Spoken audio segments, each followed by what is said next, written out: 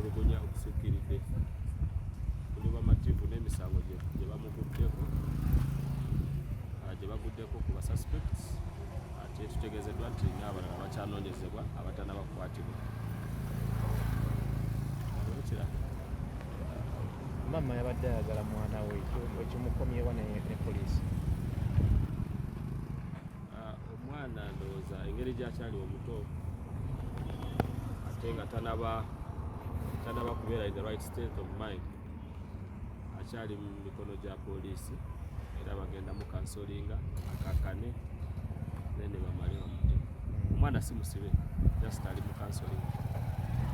Waliwo abantu betulabye okuva ku sayidi eyatulugunya ababadde bazze nga baagala negotiations, baagala muteeseganye oba mukimalire out of court oba mukimale mu ngeri yonna, abo mubasinkanyeko?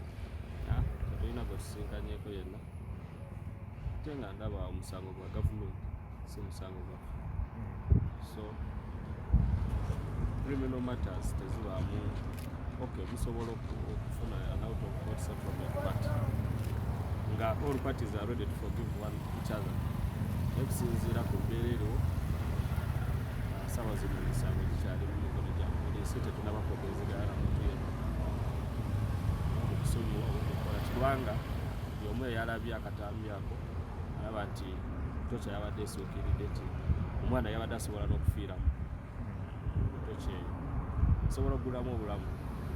So sisuubira nti yandibadde idea nungi eyo kubanga tetunaba na kutegeera oba kubanga omugaso gwa criminal oba amateeka gano aga criminal kwe kubonereza deterrence abalala baleme okukikola. Kati tetunaba tegeera have those purposes been achieved? Is the person remorseful for what she did? If you forgive that person, would it deter other people from doing the same act? So those are the major functions of criminal law which must be achieved before even the settlement can go forward. Process kakati engeri gye kikwatiddwamu poliisi, olaba mulinayo essuubi nti n'abalala banaabakwata?